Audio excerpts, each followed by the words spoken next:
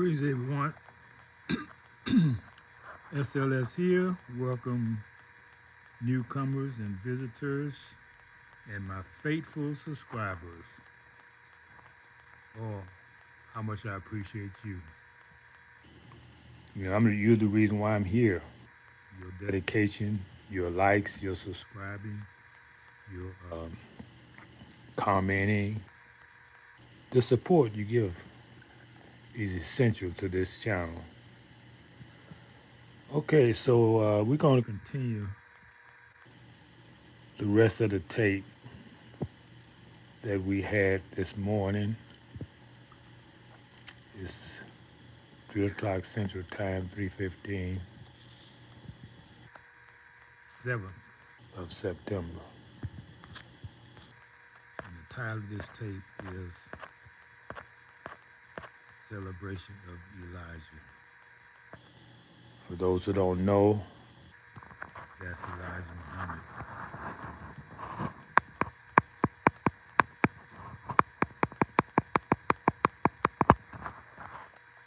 Okay. So we'll have a planetary symbol here. So enjoy. And leave your questions and we can talk about it later.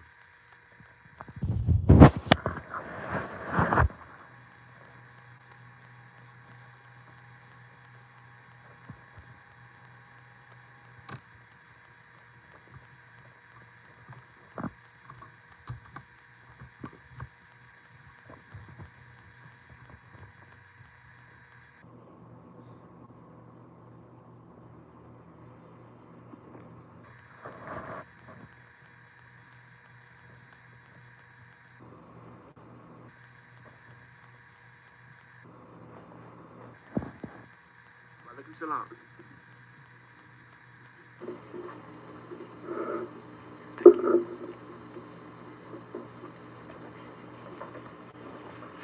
Assalamu alaikum. Walaikum salam. I just had a question to ask. I, as a mother too, can truly bear witness to the dreadful times of today. I have a 7-year-old daughter who was accidentally, she was riding with my mother, and they rode through a gunfight, and she was shot in the face. Now, she has changed a lot since that accident. So my question is, what can I do to help her deal with this incident, and how do I answer her questions like, why did I get shot? And in the future, or in the next time, will she forget about that? And if she doesn't, will it still affect her as it does today? She's 7 years She's old. 7 years old now. Happened a year and a half ago. And when you say the next time, what do you mean when she dies and come back? No, I mean the end of this time into the next. Oh, I see. Okay. I see what you're saying. And let me see if I got your question right. You want to know what can be done to help her psyche now. Right now. Yeah. And she wants to know, why did she get shot? Right. We say it's an accident, but she feels that it's a reason. What's her name? Her name is Jasmine. Oh, okay.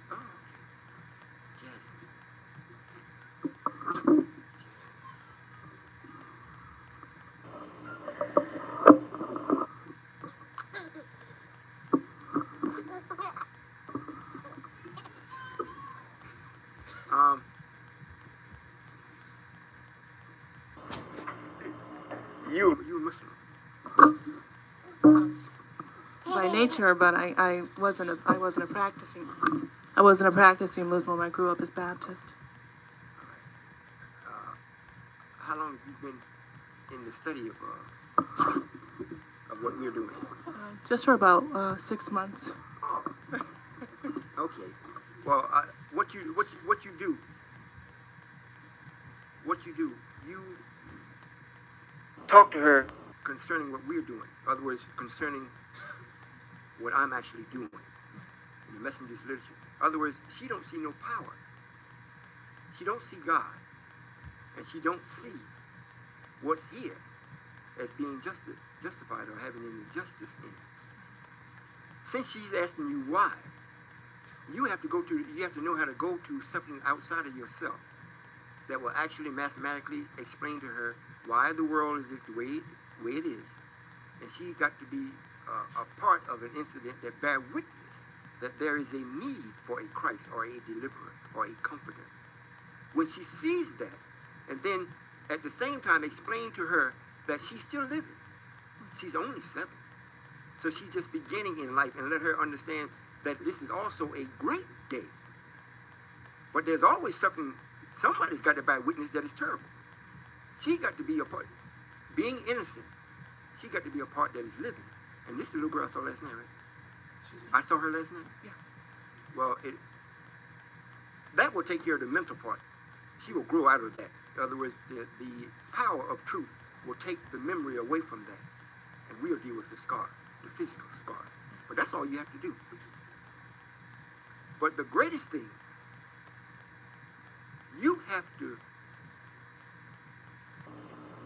she has to see you at least trying to be what you're saying. If you just telling her, but yet still it don't mean nothing to you, it's not going to mean nothing to her. You understand? In other words, if you're telling her about how bad the world is, because God wants to get rid of the devil, and he wants everybody to know that the devil is the devil, and he has no more right to be here. So he wants to get rid of it, so he allowed things to happen so people can see. Now everyone sees. Now he's bringing in something that represents him. He's coming himself to make things right, to make everything stand up right. So when she can see the comparison and why, she'll understand. Now, while you're doing that, you can't say, well, just tell her. But then you don't show no faith at all yourself. You know, if you're saying and you're telling her to believe it, well, then you have to conduct yourself in a manner where she looks at you to see if the words really have power in it, or you just saying something. You understand? And it's not. I think you're in good company to be able to help you do that. If you just come into the temple, if you be in touch with Brother Minister Robert, because this is something. It's not like what the messenger was talking about, or I won't say not like it. It's an advanced, workable stage. What the messenger brought was a message. That's all. A message. What I'm bringing about is the formula to absolutely practice it. So it can make everybody that want. If you practice it, it won't fail you. You become the strength that you become yourself, the real you, and nobody will be able to take it from you. And in doing this, we already got a network that will support you. Now, it don't mean that you're not going to fall. But the falls will become further and further apart. And they'll become less and less painful until you don't fall at all anymore. You understand? Is there something else you want to ask me? Well, with that, what do you do when you have surrounding friends and close family that are very nearby where they don't believe in this and they talk down about it all the time? So in that sense, you have the positive and then the negative always coming at you every day because you're doing what you're doing. Well, to be a champion, you must have an opponent. If the devil didn't come against you, you would never know if you were growing. And it reads in the Bible here, Jesus was saying, if you're going to follow me, curse your mother and father. Pick up the cross and follow me. First thing he said was curse your mother and father, because they ain't following. Now, when you go to following me, you got to pick up a cross, meaning that you got a burden you're going to carry. Because the people that you cursed is the burden that you carry, because they're not going to let you get away. It's the way that the devil does to make sure, okay, God, you got them. I'm going to make sure you get them. They ain't going to have nothing that I gave them. I made them successful. If you're going to get them before you get them, I'm going to make them broke. So when you carrying this, because they call up your house, that foolishness here, they tell you all kinds of things. But when you ask them, say, well, if that's not right, what is right? Well, Jesus is right. You've been hearing Jesus ever since you was J.I. And you see them still messed up. So it's a burden. So what you do is you stand for what you know is right. Take yourself out of it, take your people out of it, take your parents out of it, even your child, as far as the physical being. And stick to the laws and the principles and the formulas that make things work. And it'll work.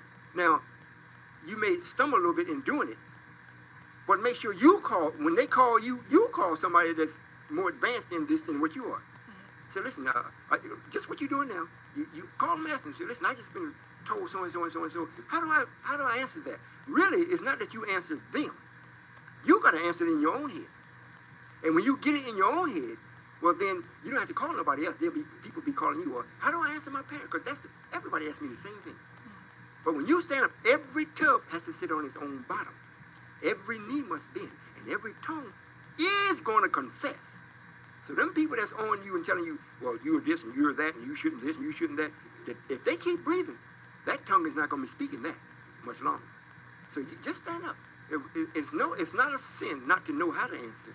What would be wrong if you know the people that can help you and you don't get in contact with them? So it's nothing wrong by being a child in this. If the man has to come out and be a man-child, and I'm prepared, and the book reads, the Bible reads, when you come to this, everyone, I don't care how old you are, you got to come as a baby. So you think, well, I don't want to call and ask the brother this. You think I'm not thinking. I can't think. Don't even think, because the devil will be talking to you. He tried to make it like, well, you don't need this. You know, you've grown. If you get this, Sam going to fire you. Call the brother and tell him, well, listen, I'm going to get fired if I can. And then Allah will talk to you also. He'll show you how to maneuver. When you come out, Sam, done lost his job and you own it. But that's the way it really works, though. But it just takes time. Most people think, well, God is almighty and everything. If he's going to do something for you, it happens just like that. That never happens like that. Never. Never. We've been reading in the Bible from Genesis to Revelation. God's coming. God's coming. I mean, if you ask somebody now, the ones that I haven't told, say, where's God? They can't tell you. They're off in the sky someplace, or he's in heaven. Where's heaven? They don't know. So now you come into this, and within a period of 7 years, you are actually in heaven. Matter of fact, it helped to make it. For 7 years is no time compared to 2,000 years just from Jesus, or 1,400 just from Prophet Muhammad. Got it? Thank you. Yes, ma'am. Any other questions? Don't be bashful. Yes. Assalamu alaikum. Walaikum salam. I was brought up as a Christian, so all my life I was concepts of Jesus and, the Trinity and various other things. And as I saw my parents begin to study and becoming knowledge of themselves, I'm curious now. And I have two questions. My first question is, how was the King James Version Bible derived? I mean, how did it come about? Did it start from the Quran? Or, or was it just translated? And my second question is, can you explain to me the Trinity of the Father, the Son, and the Holy Ghost? What does it really mean? Is it some sort of... Yes, ma'am. Do you all want me to really get into this? Well, you might want to take a seat right there, and then, if you have another question, you come back up as I'm explaining it. In the beginning, there was no written word of any nature or anything. We intuitively knew because the way we were created. But since we decided to allow this negative to express itself, we had to forget righteousness. Now, the person that we brought about to express unrighteousness, since he didn't come from righteousness, we had to start writing things down and give it to him. Say, now, from this period of time until this period of time, that's what's going to take place. Now, we leave this with you as a guide. Now, you are the ruler. You say you were brought up as a Baptist? Christian, okay. Have you heard the story about Iblis, or God shaping and fashioning a man out of black mud? And he asked all the angels, would they bow and submit to this one that he fashioned out of mud? And all of them said yes, except Iblis. He said, no, I'm not going to submit to him. You made me a fire. You made me a ruler. I can't submit to that. So this is the man I'm talking about. So the God we made him. We gave him the scrolls. And we allowed it, we told him to call it Quran. What he did, he took what he saw on it, and it was so accurate. In order for him to rule, he said, if I had to go by this, I'd be ruling just like the God that was here. I can't do that. So I'm going to change it. So he changed it up and called it Quran. So Allah approached him and said, no. You can't do that. If you're going to change our words, you have to call it something else. Or put it back. So the devil looks at him and says, well, I ain't put it back. I'll change the word first. Change the name of it. So God said, all right. So he changed it from Quran to Torah. You know what the Torah is? All right. Now the Bible still hadn't been built.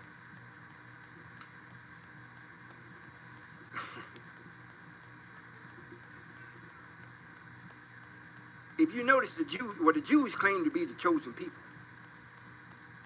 Well, it's not so much that they're the chosen people, but they are the people that had the real knowledge. But they don't give it to you. They don't give it to most of their own. They still have that lie in what they give everybody. They got the real. However, his brother, what we call the Gentiles, when they decided to come from underneath this man's rule, they wanted to get a Bible or get some type of spiritual scripture of their own. So they took the Torah, which is already messed up, but they didn't know it. Then they built the Bible off of that. And when they built it off, they changed it around also to fit themselves. Now, King James was a king that were ruling over a country or people. And if the people had the knowledge, even the way they put it in the Bible in the beginning, it was still too much truth in it. They would not have served him. So what he did, he told his scribes and writers and whatnot that they have to change the Bible around where it will incorporate his kingship to make his subjects or people loyal to him, not the truth. So they made this book, or they built it off the Torah, and they call it Bible. It means this is a book built from the Torah. In it, you have some truth and quite a bit of untruth. And this is how he tricked the people and fooled them and made them think that they were actually studying righteousness or God, or that they was in good favor. But at the same time, it made the people a slave to him. And it's been copied over and over and over again. Matter of fact, you all get this tape. We got a speed duplicator here that will duplicate the tape for you, and you can take it home and listen to this right away. Because the way that I explain things, while you're listening, it adds up so thoroughly, it's like you don't have to remember it. So, oh yeah, that's true. So when you leave, and somebody says, well, what did he say? You can say, oh, well, let me see, what did he say? It'd be gone because it's so in harmony with nature. It's like, well, oh, I know that.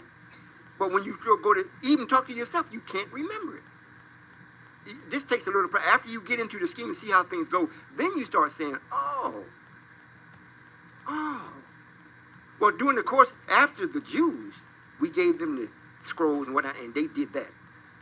Before they built the Bible off of the Torah, we had some people that were called gypsies. I won't say we, but it used to be people called gypsies. I'm sure all of y'all heard of gypsies, right?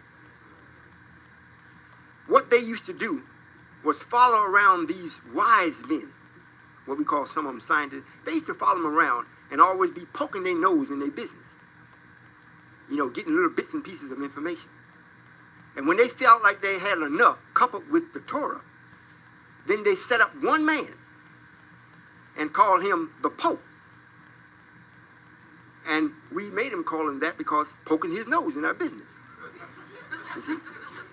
Well, I'm telling you, this is what happened. It may seem funny, but, you know, white people don't do anything. And I'm not talking about white people. These are the people that do things wrong willingly. So that's why I'm just saying white people, not because we hate them or anything. This is just a way of identifying the people that love to do wrong. Well, we knew it was time for them to rule.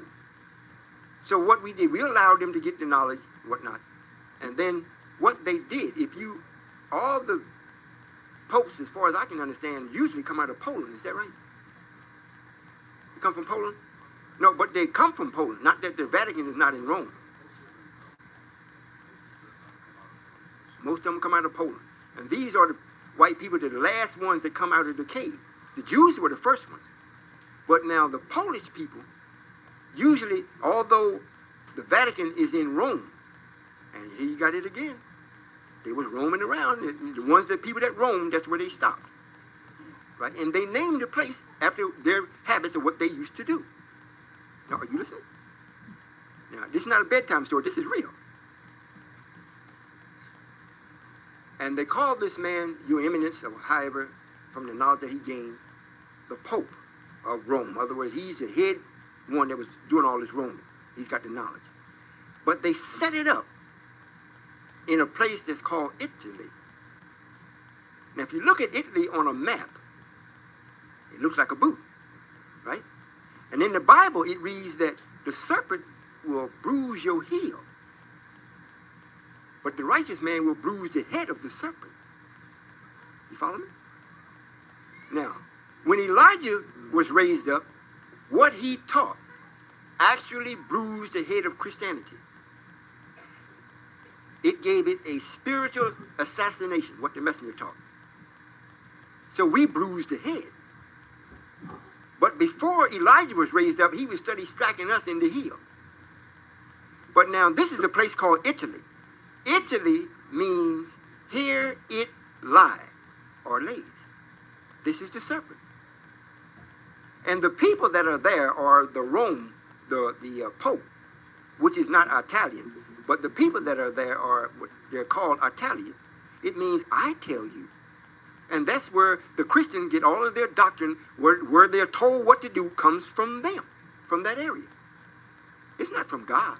It's from a well-documented scheme or plan that white folks have set up to trap the righteous people for this day and time, because they already knew they had the right and the authority to do this for a time. That's why Allah told Satan, when Satan was talking about, well, I'm going to do this and do that and do the other, and I'm going to mess Job up if you take the protection off him.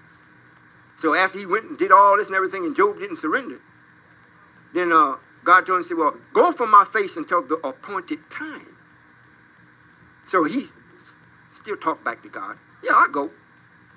I'll go and lie in wait for him.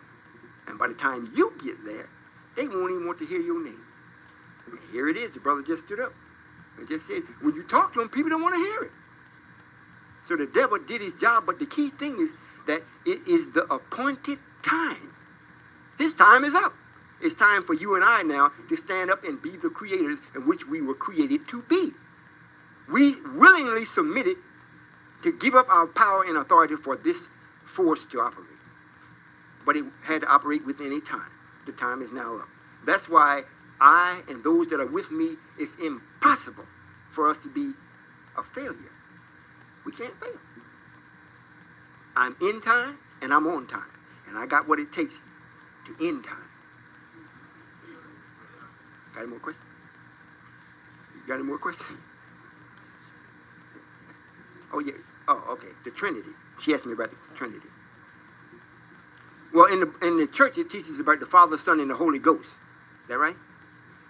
Well, in actuality, if we go through the numbers from 1 to 3, 1 is a number that is independent. It don't need no support. The number 2 is dependent. It's incomplete. It needs support. Number 3 stands for completion. It's not independent because he couldn't make his own self completed. But 3 means that it is complete. It has a combination of the 1 and the 2 that makes it complete. So when we speak about it in the spiritual sense, the Father is always first. Then we have the mother or the thinking. Mothers give us enough, what they say, mother wit, to make us think. So when we add the preparation of the Father, or what the knowledge of the Father, of him, not the knowledge that he has, but when you use the knowledge of your Father, coupled with the mother wit that your mother gave you, and add it together, you come up and say, oh yes, I got it. In spirituality, they say, well, the Father, which is Jehovah or God or Allah. Then you have what is it, Father, Son. The Son would be you, if you were the one that's actually saying this. And the Holy Ghost, meaning the Spirit that gives you the power to feel good in it or to do what you got in your mind. That's what they say it is.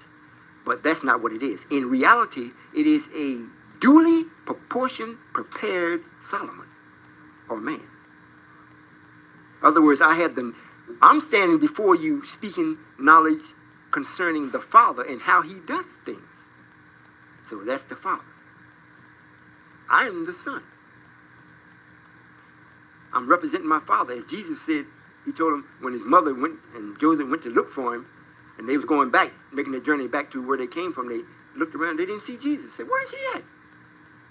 So they dashed back, they couldn't find him. They went into the synagogues or the church there he was, confounding the preachers and the rabbis and whatnot. So his mother walks up to him, or his father walks up to him and says, listen, we got to go. He said, I got to be about the work of my Father. So he was the Son. But in the fullness of that, you're looking at it. Now, it's written in the Bible here that Joshua had already in him the Spirit. God didn't put it in him. When he was born with the Spirit. This is why he told Elijah Muhammad, he says, take Joshua, the son of Nun, in whom the Spirit is already in, and anoint him king, and place him over the congregation. So you're looking at it. This is the Father, the Son, and the Holy. That's the proper. This is what really is happening. But until we reach it's like you going, people ask for directions here. This is San Domingo. I ain't never heard of that. Where's that at? So you got the name, but now you don't know where it's at. You don't know how to get there. So somebody tells you, gives you a map. Now you're following the map, and you're watching things as you go. Then you end up in San Domingo at the place where where you left to come to. Well, in doing that, the whole while you was on the way, you couldn't describe what you were going to see. So it's the same thing. By this being a prophecy about this Father, Son, and Holy Ghost, they made up what they thought it should be until it actually happened. So when it actually happens, I tell you actually how it is, not how it should. Then you say, oh, that makes sense. So you're looking at the Father, Son, and Holy Ghost. I'm the Son. I'm coming to you with the base of the Father, the knowledge that the Father has, that he's prepared me with. And I was born with the Spirit. So it's three conditions that represents completeness into one. Got it? Okay. Yes, ma'am. Assalamu alaikum. Walaikum salam. I live in Cambridge, Maryland, and I go to the Mosque in Baltimore, Temple number 6. Right. And I would like to ask you, do you think that Minister Louis Farrakhan is helping black people rise to get stronger? Well, he asked the question, do I think Minister Louis Farrakhan is helping black people to rise, to strengthen them, or for them to get stronger? Is that right? Yes. All right. Knowledge. Process, and I pray all of you all listen, because I haven't been talking too much about the minister here lately, because I wanted to get to the knowledge. Are you all listening?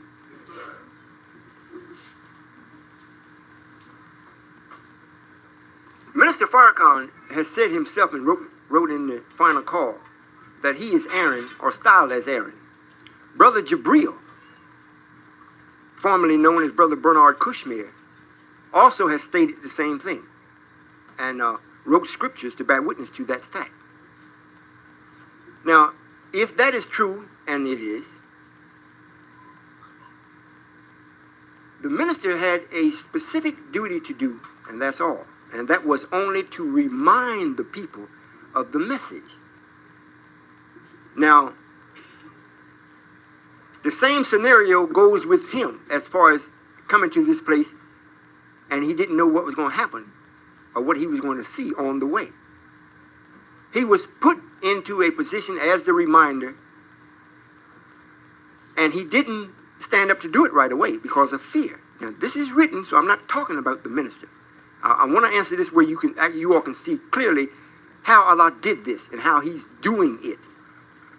The minister was only to repeat what the messenger told us while you all were waiting for me. So when I got here, the spiritual son, or this son of man, would have someone that would be at least somewhat current as to what's taking place, or have the spirit of what the messenger taught in them, and I would have a launching pad to start from. That's all he was to do. But however, what he's doing today is not what people say this word, empowering black people at all. Since I'm not well known, and he is the one that is known to be one to represent the messenger and the message, people are automatically taking it that this is what God wants. But that's not so. He has gone beyond his time and his duty. And because he don't recognize me, and it's not that I'm out here doing this and have not approached him. Before I went to anyone or any place, I went to him first, because to be respectful, that's what one should do. You know, if you own a company and I am to make the company flourish or to make it multiply, and you don't know that, the first thing that I should do is go and approach you and lay out the mathematical formula so that you can see how this is infallible, and then you make your mind up whether you want to accept it or not. And this is what I did with the minister. But because he seems to be lacking in understanding, it's as though the scientists or the elders that has prepared me has to put him into a situation. Since he won't use his mathematical thinking, we put him in a situation to make him surrender so that real relief can come to our people. As it stands now, you yourself cannot point to me anything the minister is doing that's providing anything for black people. Matter of fact, if we operate on the premise of what he's doing, not what the messenger taught, but what the minister is doing, is making it more of a problem for us. Because everyone that I have seen that's under him or studies what he writes or brings to you, it automatically produces an attitude. It makes it like it's something personal. And this is not personal. When you make it personal, you have reduced it to its lowest common denominator. So anyone can defeat you. So to answer your question, no, sir, he's not helping us at all.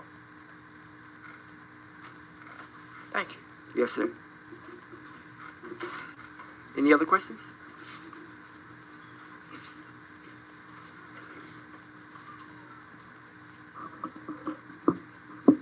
Assalamu alaikum. Walaikum salam. Why when like say someone takes a picture, some eyes show up red and some show up white? You mean the white of the eye or the eyeball itself? The eye itself. You know what I'm saying? When you look at the picture, the eye is red. The white part? iris part, no. The pupil part is red. Okay. And then some show up white. White? Oh, white? I mean, not white, but they're not red. You just see the flash. But the other ones, it's like red. Oh, I understand. I think I understand. In other words, when you take the flash, some people show up where you see actually the flash in the eye. Right. Others, you don't see the flash, you see a redness in it. Yes, sir. Well, usually what takes place then, the body is sick. And what happens, it's like, you know the story of Dracula? When he looks in the mirror, he can't see himself? Yes. Well, when the body is ill, and when the light comes to it, by the body being ill, it don't reflect it. It absorbs it in. And the only thing in other words, it takes the light in. Because it's trying to get whatever it can get to heal itself. Since you won't do it here, from here. so it don't reflect it back. That's why you see it. And the redness, now sometimes after you take the picture, or before you take it, or after you take it, you go and look at it, you don't see the red. But when you take the picture shows up to be red. You see like little things all around the red. It's showing you what part or how badly the body is damaged. And, yes, sir. I got one more. Yes, sir. Could you go into The DNA, what? Cause they say it's like codes in there for. Oh, yes, sir. That goes back into creation. Nothing happens by coincidence. Nothing. And in order for that to be a law, this means anything that comes into existence, it has to already been preset. So now, what is being brought into existence concerning man is the full expression of the creation or the sphere of God's thinking. So he has to put it in this, what we call sperm or what they call DNA, put it in there in such way, when it develops, it just develops from being very tiny into something large. And it enables you to search the universe for whatever you need or whatever you want, where you'll always be free. In other words, if you need something, you can think, pull it in, you got it. But if it wasn't already designed, you know, it's the same thing as like you have a milk carton or how they stamp out earrings, or, you know, you just boom, boom, boom, you know, it's the dye is there. And every time it hits, it's going to come out the same way. Well, the DNA, what Allah has, the complexity or the simple thinking or the highest form of thinking is already put in the material. It don't have to be big because thought is unseen in him, but it makes things move. So that's what they call DNA, and that's why it has to be. It already determines your success before you even get here. Now, when you go against it, then you fail. But we're living in a time where the man that was given power was supposed to do that. But now the time is up, and we're going back into what we're supposed to be. If that answers your question. Thank you, sir. Yes, sir. Assalamu alaikum. Wa alaikum salam. Assalamu alaikum. Wa alaikum salam. I just recently read a book on the Dead Sea Scrolls, and it's authored by a European man. It talks of two messiahs coming, one priestly and one princely. And I was like to know if you could expand on that and whether it's true or not, and just expand on it. Thank you. Yes, sir. The devil is a man that, without knowledge, you will not defeat him. And with all that he has done, his prime suspect or project is always try to fool God. That's his main thing. And ain't nobody going to the moon, none of that. Everything he does, even looking into the DNA and all that kind of, he's trying to find a way to trick God. You know, to make God think it's butter, but it's not. You see? Yeah, that's what he always does. So he knows the time. Since he knows the time, you have one from God that is the genuine man. Well, then he's going to produce a man.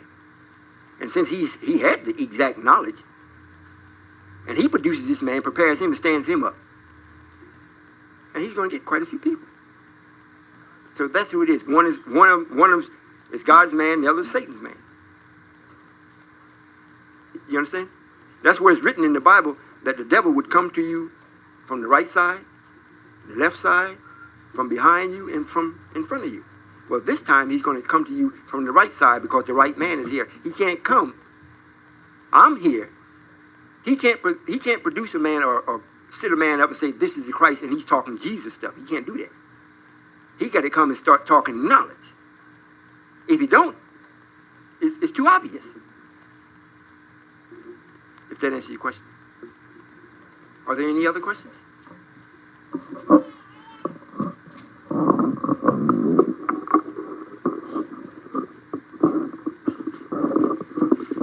Make sure you all get this tape, because I've witnessed it several times. You know, you leave here and you will not remember. Satan will he's waiting right outside the door. In you. You know, you making him kind of be quiet now, but as soon as you step out the door, he'll erase everything you heard. So get the tape so you can play it back again. Yes, ma'am. Assalamu alaikum. Wa alaikum salam. Welcome home. Thank you. Would you elaborate on noise when one is understanding or studying into wisdom and trying to apply what they're learning, that you pick up more noise than normally, even in your home? the noise seemed to be more pronounced than before you were studying? And why is it that even within the ones that the Honorable Elijah Muhammad taught and made MGTs and FOIs, that now today you see a lot of noise within them? Could you elaborate on noise and the effect that it has on one's ability to study? Yes, ma'am. In the very word noise is no. That's negative. It reads in the Bible, make a joyful noise unto the Lord. I don't know how you can do that. But when you concentrate to study what is real, then all of your senses, like the minister was talking about before, the senses that we use, is directed into things that is going to make you accomplish what you're seeking for. In doing that, you become very attuned. Then all of the things that's distracted, you automatically pick it up. When you weren't studying or wasn't going into it, you may hear it, but it don't mean anything to you. So it's like what you call tune it out. But when you start studying, the devil that's in you magnifies the noise to try to interfere with whatever you were studying, to make sure if you get it crooked. That's what happens. Now, the ones that came under the messenger's teaching, they still just have a message. They have to be taught how to walk, how to talk. Still got to be taught back again how to eat, because from the time the messenger passed up until now, this devil studied what the messenger taught too. So he still slipped that pork in everything. So they got to be taught how to eat again. It's like we've been in a coma for the last 18 years. Now we come out of the coma and we're going to jump off the bed. You're going to fall on your face. It just ain't going to work. You know, you got to have something to prop you up to hold you long enough to get yourself back into the groove again. Then, when you start to conducting your own movement in a way where you can't hardly hear it, then you know this person is starting to get into real knowledge. Now, we have what we call, to give an example of this, I hope you all pay attention. We have what we call the devil calls him the king of the jungle. He says the lion. Well, why? It's because the noise he makes. He roars louder and has more authority in his voice than anything else do. But the real king is the elephant. He's the biggest and the baddest. And he can walk on a twig and you never hear it. Plus, we got an earth here that weighs 6 septillion tons. It's rotating at a speed of 1,037 1/3 miles per hour. It's revolving at 18,000 miles per hour. Don't hear a thing. So when we start to come into being quiet, then you know you're in a real study. But when you got to fight the noise to study, you're going to lose half of what you studied. So those that came under the messenger that's still doing that, they just need a little more time. Yes, sir. And lastly, would you elaborate on why is it that you have to have knowledge, then wisdom, then understanding? And also the babies, most of the children or babies that's being born today, they have unusual eyes. They're more so slanted or pronounced. Even the ones from the mothers that may not have carried the child properly, they still have a something is there. Would you elaborate? Well, yes, the children that are being born today, matter of fact, for a few years back, they have already in their DNA the will to make this real. So they're like already cut off from this world. Before they actually take truth in a way that's polluted, they'll go all the way with this world and just try to kill themselves. But if they got the absolute truth, they would turn and actually be who they were. So looking at the eyes tell you that this is a different spirit or a different entity than as an entity that was supposed to be a slave. In order for this man or devil to do what he's done and risen to the heights that he has risen to, if we call it rising, he had to do it on our backs. And the only way you can use a man's back if he's not using his head. So you can look into a person's eyes and see if they can think or not. The babies today, since they're coming in the time of our rise, already come genetically coded to think. So when you look at them, you see it. although you might not know what you're looking at. That's what's happening with that. What was something else you asked me about this? Oh, knowledge, wisdom, and understanding. The first thing is knowing. You have to know something. And the more you know, it increases the width or the span of your thinking. So you call it wisdom, because it's spread it to be wide now. You know more. And I was telling Brother Secretary when I went to school here, and when I came in, I thought this building was big then. I come back and look at it, I said, man, this is pretty small. Because my thinking had broadened. And this is the same way it is in the process of thinking, period, especially God thinking. Since he has a universe that is 76 quintillion miles in diameter, your knowledge, your knowing starts to be widened. Then what will justify your wisdom is that you understand it. You know, a lot of people have knowledge and wisdom, but they don't have understanding. So they always trapping themselves up. Even if it's like coming to listen to me. And quite a few brothers come, they got a lot of knowledge. And some have quite a bit of wisdom. And they, instead of them coming to ask me, because I say I have been prepared. I didn't say I prepared myself. And I'm saying who prepared me are the elders of the universe and the God himself. So if their wisdom is really wisdom and they have understanding of it, they would never come. Like Jesus said, I didn't come to be counseled to.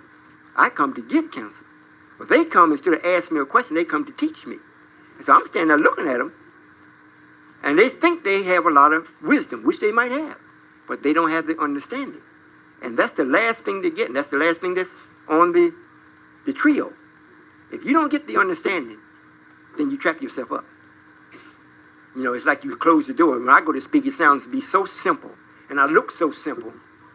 I mean, he don't know what I know. But if you listen,